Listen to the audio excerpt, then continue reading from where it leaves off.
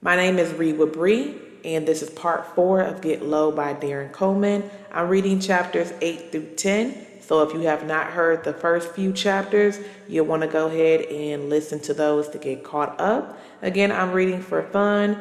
Words will be bleeped out, so I can comply with YouTube standards. If you could, like, comment, and subscribe, and I'll go ahead and get started. Chapter 8, News and Moves. I sat in front of Ali's television with my eyes glued to the set. A reporter from NBC4 was on the scene with breaking news. 2 murdered and 2 injured. One of the injured, a 17-year-old senior at Anacostia High School. She is in critical condition and she has been rushed to the hospital. No words yet on whether she is expected to survive. The other injured is a 24-year-old Kurt Watkins of Naylor Road, Southeast. Watkins is believed to have been one of several shooters involved in the murders. He was wounded in a exchange of gunfire with D.C. officers who arrived on the scene as he attempted to escape. Officers still were moving behind yellow tape as the anchor asked questions about the slain. The reporter went on. Tony Sharp, 18, and James Batman Rogers, 17, were pronounced dead at the scene. When their pictures flashed on the screen, a chill came over me. The guy Batman had been the third guy with Tony the day that we had met him and Ivan. Police are seeking at least one other man, Ali Nixon, for questioning. He is not a suspect at the moment, but police believe that Watkins was driving a vehicle registered to Nixon. I didn't wake my mother when I crept into the house. Ali went in with me, as if he didn't trust that I'd come back out. He let me pack a suitcase and trash bag full of my belongings. I don't know when we're coming back, he said. At 2 a.m., we had I-85 on our way down south. Ali was driving, listening to Mobb Deep, smoking blunt after blunt. I dozed off, and when I woke up, we were at Hardy's drive-through window in Charlotte, North Carolina. I looked up and wiped my eyes as we were pulling off. He handed me the bag, and we headed back towards the interstate. Hand me a sandwich. I got one for you, too. I fumbled through the bag and asked, which one is yours and which one is mine? They all looked the same. They all the same, chicken and egg. Everything else had pork, and you know I can't stand the smelling of pork. Ali's mother was Muslim, and he had claimed to have never ingested pork in his entire life. You're not tired? I couldn't believe he could smoke weed like that and not be ready to doze off. Hell no, ain't no time to be tired. You understand what's going on back home, don't you? The police are looking for you? They looking for us. I gave him a puzzled look. He went on to explain, if your girl don't die, then she done told the police who shot her. She done told them that I'm your man. They're going to come looking for you, and when your mama find out you missing, she's going to call the police. Them motherfuckers ain't stupid by a long shot. They're going to know you either helped me or planned it. They're also going to know that you're on the run with me, so they're looking for us. My stomach began to hurt as I wondered what the hell I had got myself into. For some reason, for the first time in a while, I thought about my father and how he was probably feeling at that very moment, being forced to wake up right about the same time I was cruising into the Deep South. After he had eaten half of his food, he slipped in R. Kelly's latest CD. He began to bob his head as if he didn't have a care in the world, singing along to the words. Can't you see we were meant to be? Oh baby, down for each other for eternity. Came softly off his tongue as he looked over at me. You see, this man is so fucking deep, that's real. That's how I felt about you, Nia. He reached for my hand. You and me were meant to be. Please believe I love them streets back home. But I gave all that up for you. You wanted that to get dead, so I killed him for you. The more I listened to him, the more scared I grew. I wasn't fearful that he would harm me, but more so that I was stuck with him. Suddenly, I missed the Marcus and my mother. We can't go back there, at least not for a good while. I'm not going to jail. For how long, you think? I'll get put out of school. He laughed. Put out of school? Is that what you worried about? Nia, do you understand what happened? Yeah, but Nia, I know I pulled the trigger, but I'm a man. I made a decision. You didn't make me do it. Tony would have killed you if he ever saw you. I got to give it to him. The little nigga finally grew some heart. Plus, he was afraid of me, so he would have tried to kill me eventually. That's how niggas do. A scared nigga will get at you quick. So you could have closed your eyes and tried to wish it away, or you could have done something about it. He wasn't going to go away. You found that out. He tried to take your head off, but he got your girl instead. It is like him, don't stop. It is what it is. This is your life, love it or leave it. We have to bounce and just get low for a while. Maybe a year or two and shit will blow over. The case will be cold, dead in the water. If your girl Shantae lives and I find out she's going to testify, then I can solve that too, and we can go home soon enough. I began to cry. I couldn't believe all of the pain that I've seen in my short life. Now here I was, listening to talk about murdering people I've grown up with so that I can go back home. Ali rubbed my shoulder and said, "It's okay, get it out. Let that shit out." I tried, but the crying made it hard for me to speak. "I'm going to miss my mother and Brandy." I cried like a baby. I didn't mean for it. I couldn't finish as the snot began to pour out of my nose. "It'll be okay. You'll love down south. I'll tell you what, I'll get you a new ID and you can finish school, maybe even go to college. Would you want to do that?" I heard him and appreciated him trying to be sweet, but I couldn't stop crying. He pulled over at the next exit. "I'm going to go get a room for this. You can take a hot shower and take a nap for a few hours. Plus, I need to count my money." When we got to the room, Ali emptied out a gym bag and counted up $216,000. I had never imagined that he had that kind of money. I realized then that the money he gave me was nothing. I had to leave a lot more behind, but it's in a safe spot. But we can still get on our feet with this. I laid on the bed and tried to close my eyes, but my mind was racing a million miles an hour. I needed to smoke something to help me relax. While Ali was showering, I lit up and took a few puffs. He walked out of the bathroom soaking wet. I knew what was coming next. I expected to get pounded out by him, but for the first time, he was gentle with it. He kept kissing me in the mouth and he worked me slow, keeping one leg up on his shoulder, and he grinded me instead of plunging in and out. The friction came, but it felt different. His kisses, mixed with the weed, took me away. I felt myself drifting away on a cloud. "I just want you to feel good," he kept saying. He didn't know how good I was feeling. His hot was starting to melt away all of my stress when he stopped and pulled it out. "What? Why?" "Shh," he said as he slid down my body. "I need to taste you." As his lips met my lips, I noticed even this was more gentle and passionate. He ate me slowly and deliberately. For a moment, reminded me of Brandy's cooking technique.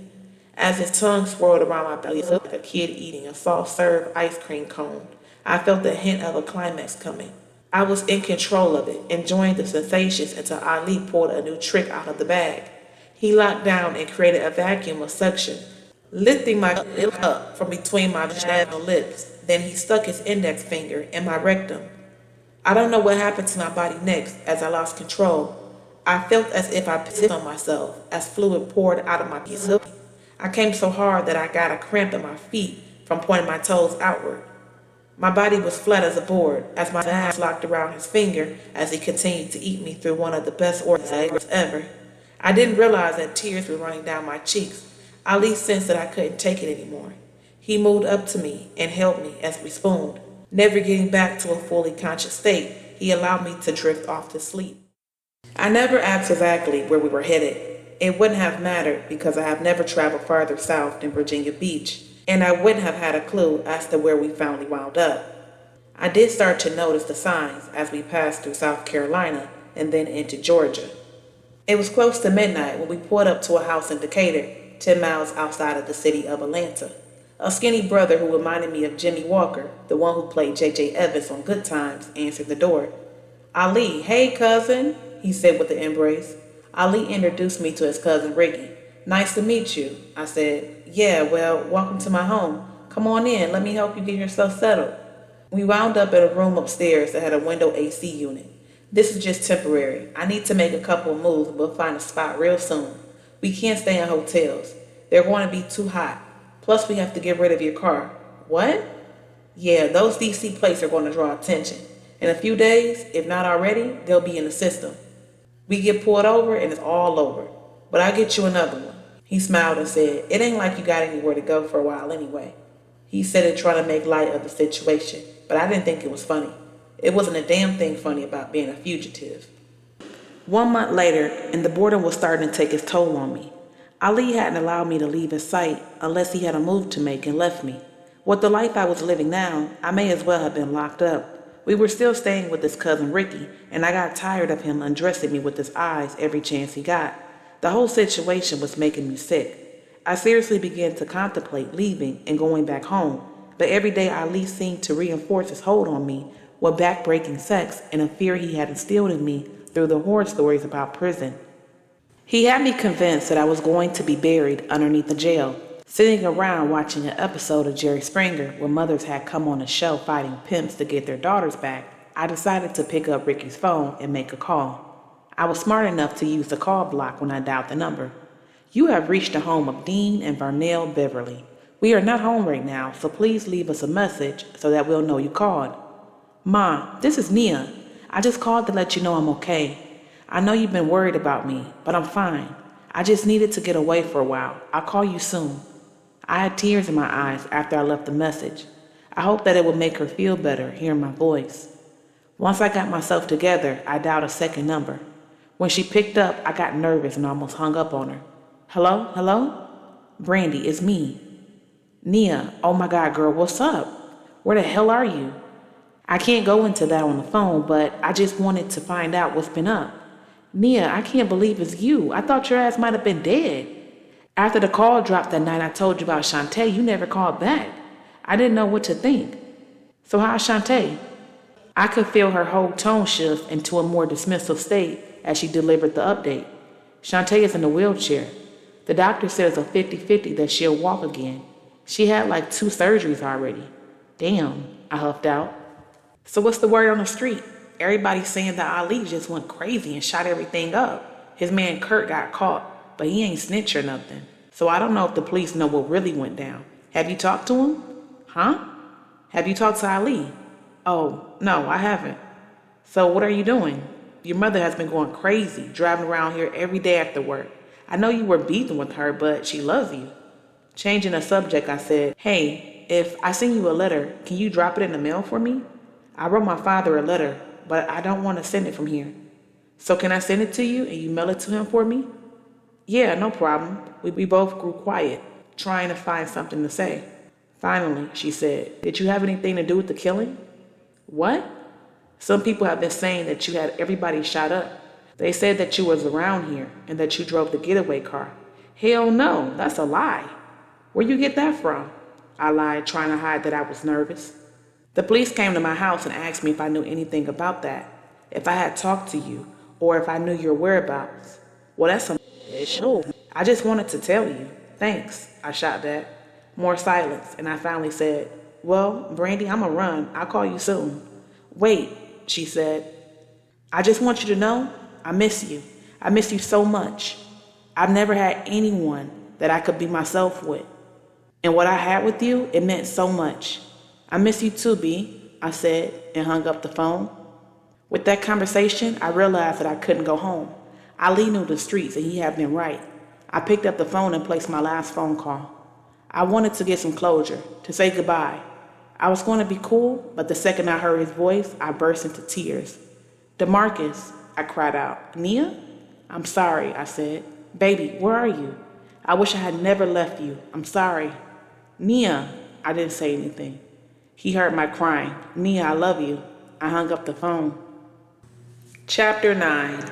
Love the one you're with. I was happy as hell when Ali and I finally moved into our own place. It was a 2-bedroom apartment out in College Park in southwest Atlanta. The best thing about moving was the fact that I was actually able to see other people coming and going, having real lives. There were plenty of Atlanta University students in our complex as well as a bunch of other young professional couples. I enjoyed dreaming of the day that I could have a regular life just like them. Ali also finally bought another car, a Mazda MPV. He said that driving a minivan helped him keep a low profile. He never got rid of my car. Instead, he bought a car cover and left it in Ricky's backyard. I missed driving it, but I understood why I couldn't. We've been in Atlanta for 3 months already, and I miss home, with spending Christmas without my family being especially hard. But one day at a time, I was beginning to get used to the laid-back lifestyle. From the time we moved into our own place, all I did was shop, eat, and wait for Ali to come home. He had gotten himself plugged into the streets in Atlanta, and he seemed happy with the money he was making. While he slept all day, I drove to the malls, Lenox Square, Phipps Plaza, and Premier Mall, where I spent whatever I wanted. It got to the point where I felt as though shopping was my job. What was crazy was that I had so many unworn outfits in my closet. I started to feel silly buying clothes, so I stopped. I started buying jewelry and watches instead. Ali would plunk down hundreds and ones, fives, and tens, telling me to get rid of it. I had no problem.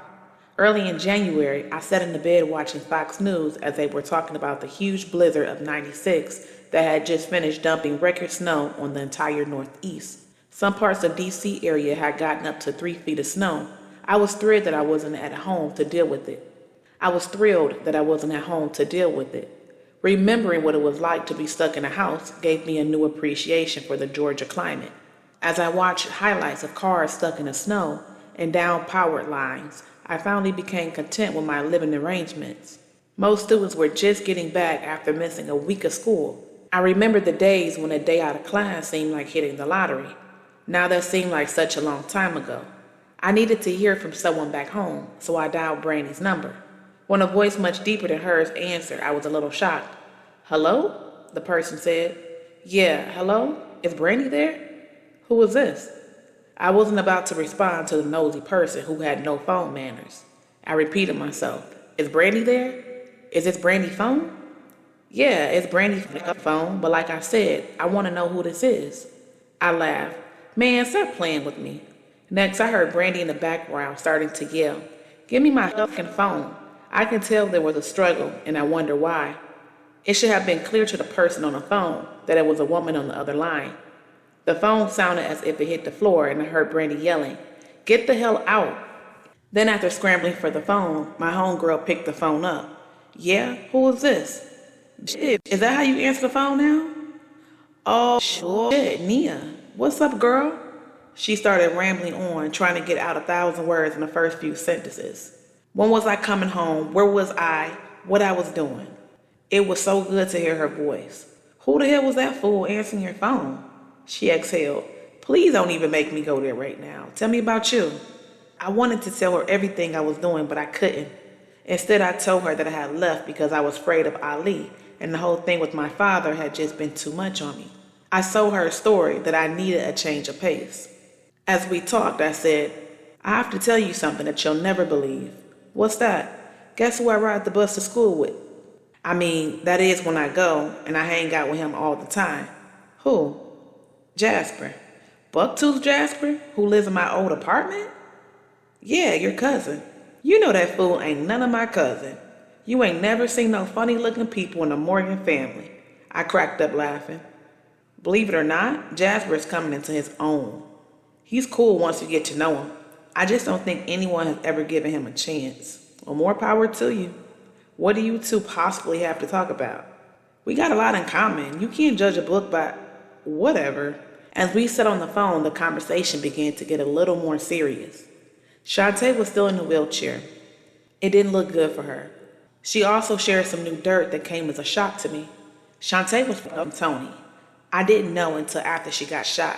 I spent a lot of time at her house once she came from the hospital trying to give her mom some help. One day, while Shantae was sleeping, her mom was feeling all emotional and started crying about how her baby's life was ruined over a dirty little nigga. During the conversation, her mother told me she had been running around with him for a while. I guess she didn't know the history behind it, or that it was supposed to be a secret. For real, I didn't even know where she met him. I guess she had plenty of chances since the nigga was always in the neighborhood. I'm not surprised that bitch has always been jealous of me. Well, I'm sorry about that. I don't like that shit, and you know if I had known, I would have filled you in. What really has me fucked up is that she actually tried to set you up that night. How do you know this? She got quiet for a second. She told the police everything. Like that she talked to you right before the shooting. So are they looking for me? I don't know if they want to press charges, but they believe you are with Ali and they want him for 2 murders. So my heart sank as this information confirmed to me that I could probably never go home. About 30 minutes later, I tried to get off the phone with Brandy and came right out and said, "There's something else I need to tell you. I need to tell someone." "What's up?" Her voice dropped to a whisper. "I don't know what I've got myself into. I need some help." All of a sudden, she sounds sullen. "Go ahead, B. You can tell me anything," she said calmly. She calmly said, "The person who answered the phone, her name is Lou." "Her?" "Yeah, she's my girl and She paused and wouldn't go on. And what? She's crazy. I don't want to be with her anymore, but I'm afraid. Afraid of what? Has she put her hands on you? She went silent again. Listen, I didn't mean to that. Don't be letting no bitch put her hands on you. Where you know her from? I met her around here. She manages the Domino's up the street. She may not have understood my train of thought, but I knew what needed to happen. Listen, how are you doing in school? She laughed in a sarcastic way. I haven't been to school regularly since Shantae came home from the hospital in October. I never really got into it from the start. First Neek died, then you left. After I saw Shantae in that chair, it was like, I go every now and then. I guess you can say I'm taking a year off. We all were, it seemed. Brandy had less structure than all of us. Her mom had been on the pipe since 1990, and even though she continued to work at the post office over in Brentwood, she didn't give a damn about Brandy. Brandy, I'm going to call you tomorrow morning. I want you to be at Rhinetown Plaza by 10 a.m. You're going to come with me. Come where? Don't worry about that. Just know that when you get there, I got you. I sense her hesitation. Come on, B. I really want you to come and keep me company. You can just stay a while or as long as you want, but listen. Yeah? None of that sexual shit between us. That scared me, mostly because it blurred the lines for me. I hated myself for enjoying it. I didn't think it was right. Plus, after getting my pussy licked like that, I needed a dick. A person who can and will take pleasure from anything is but a step above an animal, I decided. I wasn't gay, so I didn't care how much weed I smoked. I wasn't going that route again. She laughed. That's cool, but are you serious about me coming? She sounded decided. Dead serious. I'll call you tomorrow. Just make sure you're at the plaza and make sure you answer when I call. I grabbed the wad of cash from the tampon box in the back of my underwear drawer and caught a cab out to Ricky's house once Ali went out to hustle. I pulled the cover off the car and then equipped with a bag full of Coca-Cola, No-Dos, and Doritos, I hit the interstate determined to make the trek back to the city unnoticed. I burned up the highway all night long, only stopping twice to use the bathroom. I felt like a secret agent every time I stopped to get gas. The amazing thing was I didn't see a single trooper in all 4 states. The further north I traveled, I noticed the scenery become all white with snow piled high on the shoulders of the interstate. A little after 10 a.m., I crossed the Woodrow Wilson Bridge and headed for Rivertown Plaza. Once I got there, I went to a payphone and called Brandy. Again, the deep voice. Bitch, why you calling my girl? Listen, you dyke, put your hands on my girl again. I'm gonna split your shit open. Oh yeah? She responded. Yeah, if you think it's a game, try me. You must not know who the fuck I am. We'll see about that. Then she hung up the phone. I was furious. I climbed back into the car and contemplated my next move as I drove through the plaza. I thought that perhaps Lou had gotten wind of Brandy's plan and was holding her captive. I didn't want to go around southeast, but I wasn't leaving without Brandy. When I circled past the Old Navy, I was shocked when I saw what looked like a scene out of What's Love Got to Do with It, with Brandy playing Anna Mae, struggling to get free from Ike. I sped up and stopped next to them. Brandy saw me and her eyes lit up. She used all of her might to break free and then took off sprinting across the lot. Lou wanted to take off after her, but slipped on some ice, giving Brandy a good head start as she started dodging off between parked cars, trying to get away. I pulled out in front of Lou, blocking her path to give my girl a head start. I was simply going to pull over to where Brandy had run, but Lou was relentless. The big jib jumped off the ground and gave chase through the parking lot. Brandy was at least 30 yards ahead when her scorned lover made it to the lane where she had run. Not wanting to waste any more time, I made my move. I looked around the lot for security, and when I didn't see any police, I floored the car right towards them and mowed Lou's ass down. I flinched when I realized how hard I had hit her. As Lou screamed out, Brandy turned around to see what I'd done. She shrieked as she saw her girlfriend's leg looking like a broken table. I pulled up next to her. Brandy had a look of displeasure on her face. I was sure she never expected I'd resort to such means, but I didn't have time for her to contemplate my methods.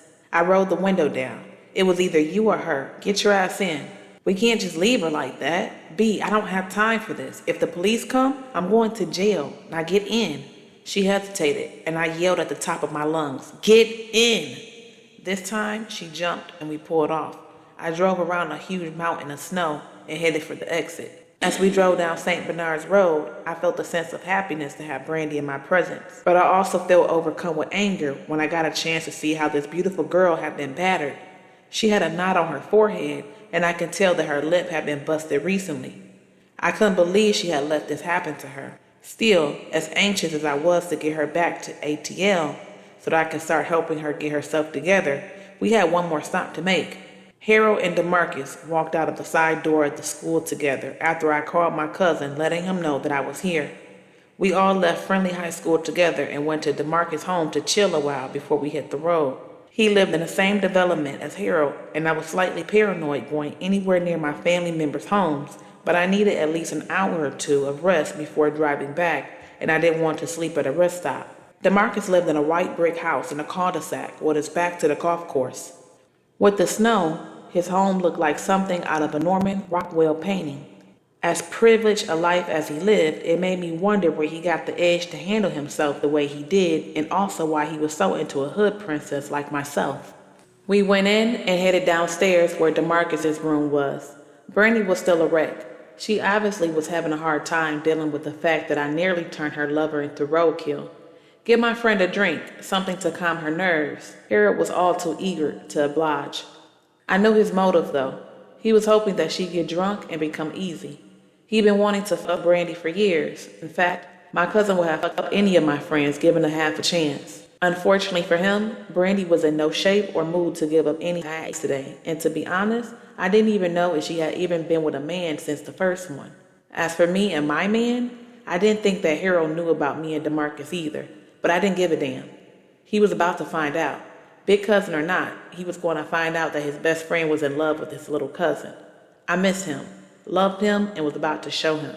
Back in Atlanta, I left a note for Ali that would slightly squelch the drama before it started. He was going to have a fit when he found out that I'd come back to D.C., but I figured I'd be on the road by the time he even realized I was gone. I knew his habits. He would come in the house at 7 or 8 a.m., high and tired as hell. He'd turn on SportsCenter while he ate a bowl of Captain Crunch and then fall asleep on the couch like clockwork. He'd wake up around 2 or 3. If I was in the house, he'd want to fuck and eat before he went back out. If his keys weren't on the table in front of him and he was missing a few $100s, then he assumed that I was at the mall. Days when I traveled using MARTA, he might not even see me before heading out. I learned that it was essential for a woman to learn her man's habits and schedule. Ali was easy because his movements were mythical. I had another few hours before at least he even wondered where I was. What was strange was that DeMarcus and I didn't even get right down to screwing. Instead, he wanted to talk. We wound up sitting in the kitchen, catching up while he heated up some fried chicken that his mother had prepared the night before. My nerves and my stomach felt better after we chowed down. After we ate, he led me into the living room where he let me doze off for an hour. When I woke up, we talked for nearly an hour more about our situation. Finally, he cut to the chase. Nia, tell me the truth. Where have you been? Caught me off guard by his asking, and I said, Atlanta. All the way in Atlanta? He said as if I had just mentioned a foreign country. Why don't you come home and straighten this all out? You didn't do anything. It's not that easy. I'll be by your side no matter what. If I get sent to jail for 20 years, you won't go to jail for 20 years. You didn't kill anybody. He paused and then came. Did you? No. Well, will you come back? I can't. Because of him? No, I'm just scared. You and I both know the justice system doesn't always look out for our people. He went on and on about how my being a minor would keep me from getting into any real trouble and that running from my problems will only make them worse. He made me think about my mother and how she was feeling. It didn't seem as if he let up, so I cut him off. So are you going to make love to me? He looked down at the carpet. Then he shocked me with his answer. No, I can't. He frowned up, and my eyebrows made a V shape, showing my displeasure. What? I started seeing someone else. I looked at him as if he was speaking Chinese. I have a girlfriend, and I don't want to cheat on her. Who is it? I know it's not that skinny, nerdy bitch I saw you with that day. His facial expression gave him away. I paused and then asked, You love her? Without hesitation, he responded, I'm not in love with her, but she has been here for me. All the days when I was sad and missing you, she was here as a friend. It was just turned into something more. What about all that stuff about me coming home? Nia, if you come home, I'll end it with her. but I can't throw away what I have with her if you're going to stay away with another man. So it's like that? He shrugged his shoulders. She's not even your type. I looked at DeMarcus. He could have been a model. The nigga was handsome enough to melt ice. I'm your type. It's not all about looks. You're cute and have a nice body. No, nigga, I'm pretty and I have a great body. He shook his head. Yeah, you have all that. But that's not why I love you. It's a deeper connection. I felt like God put me here to protect you, to save you. Save me from who? Ain't nobody gonna do nothing to me. He paused for a second. Maybe to save you from yourself. His words touched me. DeMarcus was sincere, and I appreciated that he felt deeply for me. But my mind was on something else. So you're serious? You're not gonna make love to me? No, I'm not. It was like a slap in the face. I stood up and said, fuck this, I'm out. I got up and stormed off. I stopped when I looked back. He had his face in his hands, looking totally defeated. I headed to the steps and walked into the basement. It was now dark when I turned the corner at the bottom of the steps. I stopped in my tracks. I saw Harold's naked back and he had his hands firmly on Brandy's ass as she was sprawled out across the pool table. Oh, yeah, was all I heard as he was giving Brandy what looked like a real good fuck. Harold was grunting as he was putting work in. I don't know why, but I felt a sense of relief that Brandy really did like men, and I was proud that Harold had been smooth enough to finally get him a piece. I started back up the stairs, but I stopped when I heard her start to go crazy. I looked back around the corner. Harold had flipped her over, and now he lifted her up off the table. He was suspending her. He had her arms around his neck and her legs around his waist as he used her cheeks to lift her up and down. He was giving her a ride on his head as she held on like there was no tomorrow. In actuality, there wasn't. I walked back up the steps as I heard her having what sounded like a serious orgasm. I grabbed my coat and looked at DeMarcus. Tell Brandy that I'm starting the car. I'll be waiting for her outside. Nia, come on, thanks for the food, I said, and marched out the door through the snow. Brandy came jogging out the door 5 minutes later.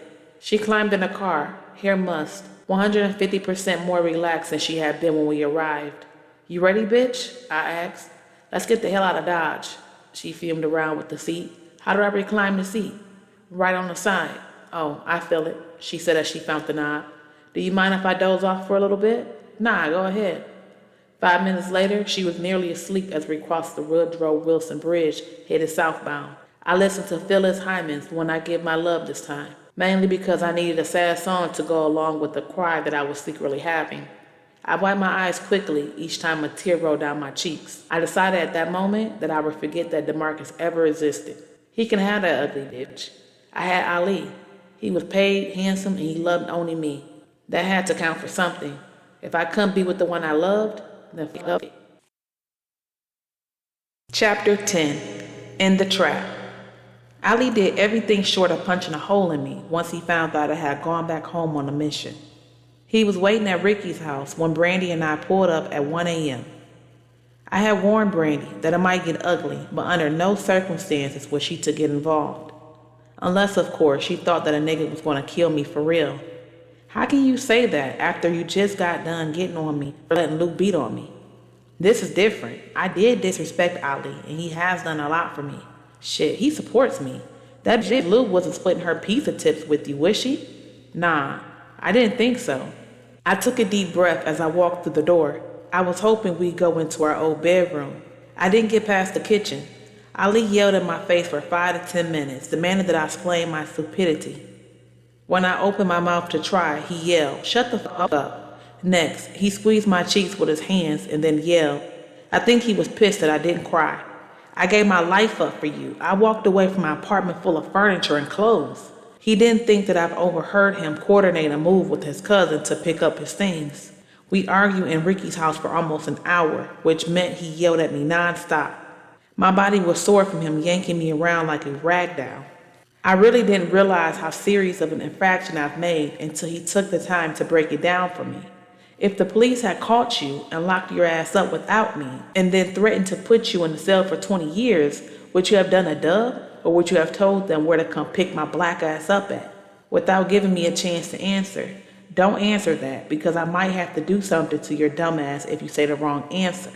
Once we made it back to our place, he went into the room and slammed the bedroom door. I sat on the couch with Brandy for a little while. I turned the television on for her, and once she dozed off, I turned the knob to the bedroom door. I crept up on the bed and touched him to see if he was asleep. He didn't move, so I took off my clothes and slid into the bed next to him. "Baby, I'm sorry. I just couldn't leave her like that," I said humbly, believing he could hear me. I pulled the sheets down and looked at his head hanging between his legs. I eased down the mattress until it's at my face, and I opened my mouth. I wrapped my lips around the head of it, and when it began to swell up, I knew that he'd get over his anger pretty quickly. "Jib, don't you do no more dumb shit like that. You hear me?" he asked in a low tone. I said while keeping a mouthful of his piss. He grabbed the back of my head and began to force it in and out of my mouth. "Yeah, that's it. Damn." I made the slurping sounds that he loved, and I jerked it from the ball to the tip, just like he taught me. Don't stop, Nia."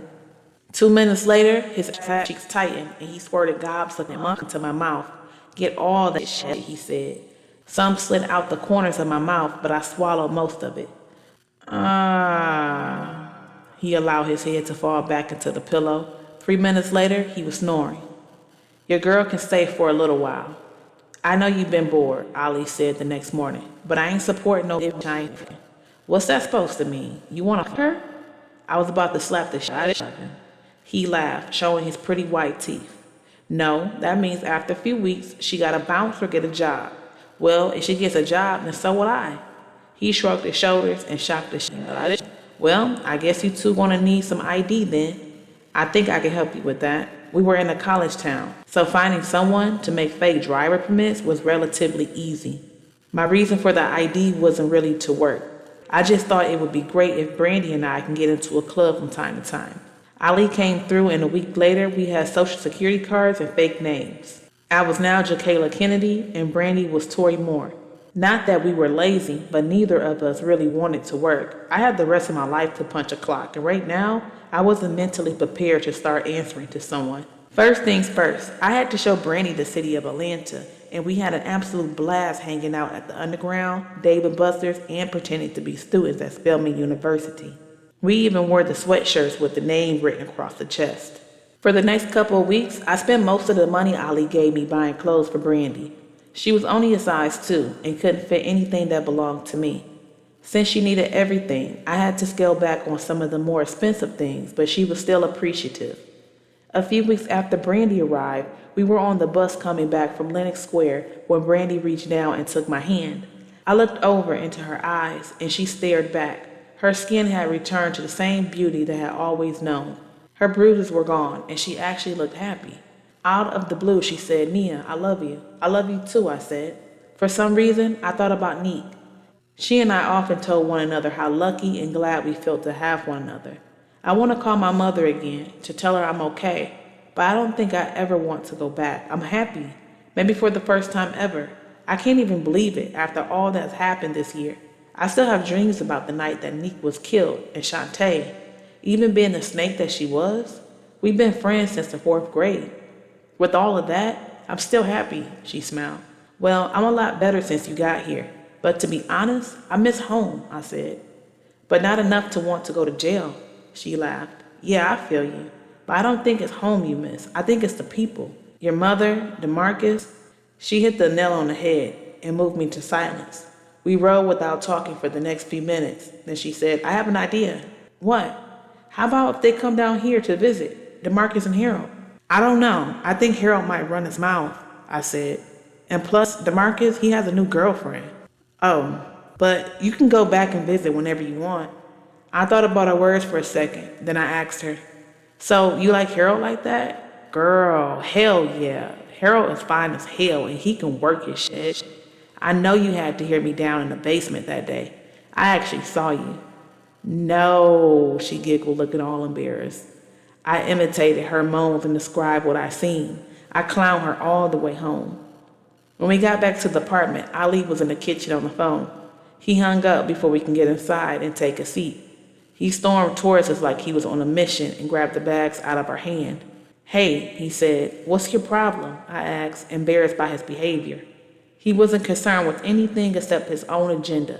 All this shit and everything in them closets that you haven't worn, all of it's going back to the store. And that car you want me to get you, forget it. What? I asked. You heard me. It's all going back. Why? Because some shit has gone down, and unless the two of you are ready to do some real work, it's time for some cutbacks. I wasn't sure what he had in mind, but I wasn't planning on taking anything back. What are you talking about? I'm talking about the fact that I was pulled over by undercovers today. I had to jump out and leave the van. I had just copped and I had everything in it. Now I'm broke and I owe my Florida Connect a grip. My whole re-up was in the car. So what are we going to do? I wanted to add, to keep from having to take our stuff back. I got a plan. There's this nigga Frank Money from Detroit who comes to town a couple times a month to do business. He brings a load of fish scale and that boy with him when he comes. Who's that boy? Brandy asked in a whisper. Boy was another word for dope. Fish scale was pure compressed cocaine, though I knew I didn't want to interrupt Ali knowing he'd get pissed. As expected, Ali had ignored her and went on. While he's in town, he hangs out at the spot called Club Crystal. I got the word for Big Lenny, one of the bouncers there who I do business with. This cat Frank, I'm going to rob him. That sounds dangerous, I said. It won't be. I got the shit. It's going to be like taking candy from a baby. He won't know what hit his ass. That's where you two come in. That job you talked about getting? Now's the time. We both stood there waiting for more. You two are going to get a job at Club Crystal. Doing what? Dancing. Dancing? Brandy asked. Stripping. It's a strip club. Oh, fuck that. I ain't stripping, Brandy said. Well, you can take your ass back to D.C. And when me and Nia are on the street and wind up in jail, we'll have you to thank. Come on, Ali. You know we can't be no strippers. Y'all got them fake IDs, and you both look young, but so does everyone else up in that joint. Put on a little makeup and it's all good. Nia, your body is like a grown woman's, and Brandy, you sexy too. Just because you slim don't mean shit. I was a little uncomfortable when he said that. Look, all you have to do is work for about a week, 2 at the most. He'll come through, and he always goes after the new girls. You play hard to get the first night. The second night, he comes back, and you go back to his hotel with him. You drug him, call me, and that's it. I don't know. That shit seems dangerous, I said. Did I say that when you called me to come peel Tony's cap? Listen, this is so elementary. Once I get rid of the product, I give you both 25 grand to do whatever you want with it. So when you say he goes after the new girls, you mean what? What would he want us to do when he gets back to the room? He'll probably want you to dance for him. Maybe kiss each other. Hell, I don't know. But for $25,000? What the hell? We both were quiet. Brandy took a seat on the couch, and he dropped her bags on the floor next to her. So are you two down or what? Ali was staring directly into my eyes. This man had done everything for me. He fed me, he clothed me, and he killed for me. Now he was asking me for one thing to help him, help us. Yeah, I nodded.